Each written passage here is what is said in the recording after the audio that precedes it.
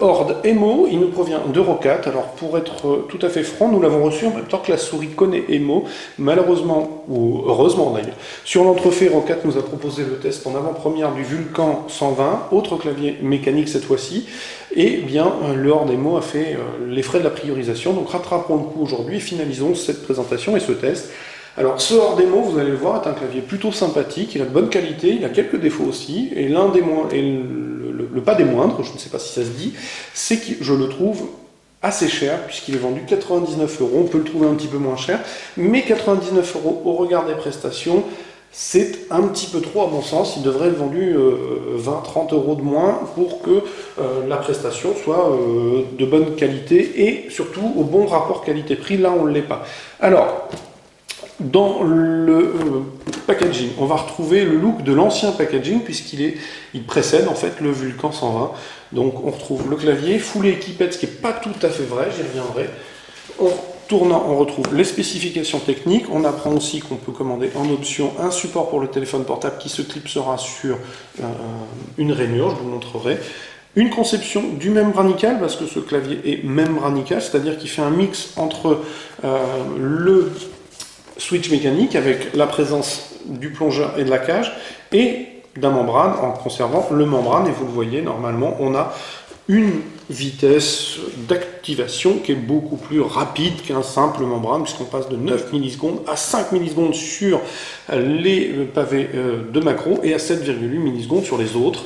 Donc bon, voilà, je ne vais pas poser ça de côté, on reprendra les spécifications techniques ultérieurement. Sur le bundle, on retrouve le guide de l'utilisateur, la planche d'autocollant et les clauses de garantie. Nous avions aussi un repose-poignet qui est à l'image finalement du clavier, c'est-à-dire que la finition est bonne, intégral plastique, voilà, ça c'est une réalité, mais finition plutôt sympathique. Maintenant, pour un flou plastique, je le répète, 99 €, c'est un peu cher. Alors, et ça témoigne parfois du bon traitement, c'est-à-dire par exemple, on a un pavé de caoutchouc à droite, un pavé de caoutchouc à gauche, un grand pavé en avant, un grand pavé en arrière. Par contre, on conserve ces pattes de fixation obsolètes qui risquent de casser. Et comme ce n'est pas la première prise, je peux vous assurer que j'ai manqué de les casser il y a quelques instants. Donc je vais les fixer pour vous présenter le clavier en lui-même, parce que ce repose-poignet a au moins le mérite d'être présent, et surtout, il rend la frappe assez confortable. Ça, c'est l'une des qualités du Horde Emo, c'est qu'au niveau de la frappe, le mechanical, ça marche quand même pas si mal que ça. Alors, le clavier en lui-même, eh bien, vous le voyez, vous l'avez sous les yeux, on retrouve un pavé de macro sur la droite, les touches de fonction ne sont pas doublées, la fameuse rainure sur laquelle vous pourrez clipper le support du téléphone. Eurocat a implémenté une nouvelle ligne pour gérer le multimédia avec lecture pause, morceau précédent, morceau suivant, coupure du volume, gestion du volume par l'intermédiaire de la molette à 256 crans, coupure du micro, allumage ou extinction du rétroéclairage, palette de couleurs et FX, c'est-à-dire que quand vous lancez FX, eh bien, en tournant la molette, vous pouvez tout simplement changer le nuancier et les comportements. La touche qui va permettre de passer d'une fenêtre Windows à l'autre. Et j'ai un trou de mémoire, je suis désolé. Je ne me souviens plus de ce que fait le petit monsieur, donc je vous inviterai à venir lire le test écrit, parce que là, je bute. Sincèrement, je bute. Je pourrais vous dire que c'est les profils, mais j'en suis absolument pas sûr, donc ça serait plutôt dire une bêtise qu'autre chose. Donc là, j'ai un trou. Les diodes d'information sont rabattriées au-dessus du pavé numérique. Ça, c'est classique. On retrouve le nom du clavier sur le bas, les flèches. Bref, un clavier au marquage très Eurocat. J'en ai pas parlé, mais vous le voyez. Alors, évidemment, qui dit membranical dit que je ne peux pas enlever les touches, à moins de risquer la catastrophe. Donc, on va les laisser en place pour l'instant. Ce qui est sûr, c'est que je vous le disais, l'une de ses qualités, c'est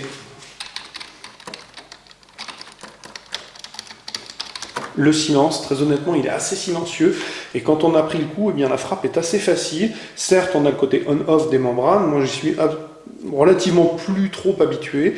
Maintenant, la présence de la cage et du plongeur fait qu'on a une touche qui est quand même bien canalisée, dont la descente est bien droite, ce qui change un peu de certains membranes, comme je peux en croiser parfois, où la touche se brinque-balle de droite et de gauche sans être particulièrement bien maintenue. Donc on a quelque chose d'assez agréable, certes, je le répète, très on-off.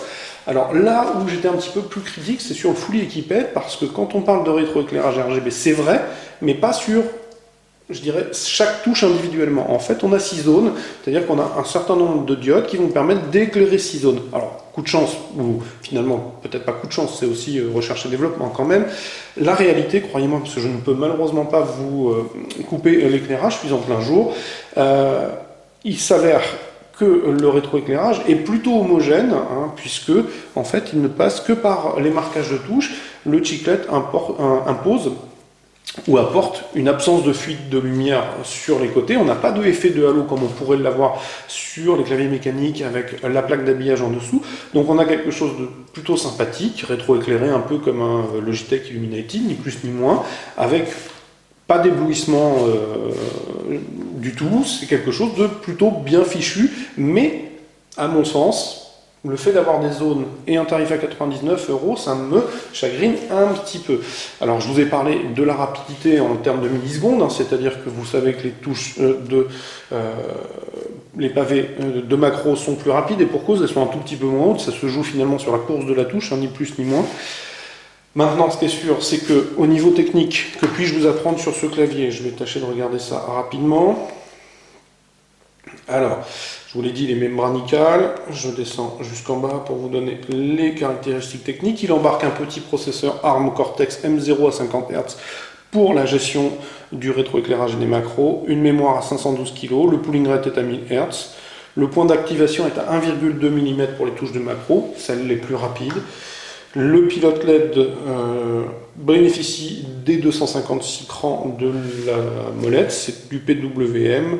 Éclairage sur 6 zones avec 12 LED RGB, je vous l'ai dit, et je pense que j'ai à peu près fait le tour. Donc un clavier sympa, au look plutôt plaisant, moi je le trouve réussi. Maintenant il a le défaut d'être un peu cher par rapport aux prestations proposées, parce que 99 €, bien ça le met face à des vraies mécaniques qui ne seront peut-être pas rétroéclairées, mais qui auront un confort de frappe encore un peu supérieur, où il faudra peut-être se dispenser quand même, ceci étant du repose-poignet. Celui-ci, croyez-moi, est réellement bien conçu. On est plutôt bien à l'aise pour travailler, voire pour jouer, hein, parce qu'évidemment, l'objectif, c'est quand même pas que de travailler.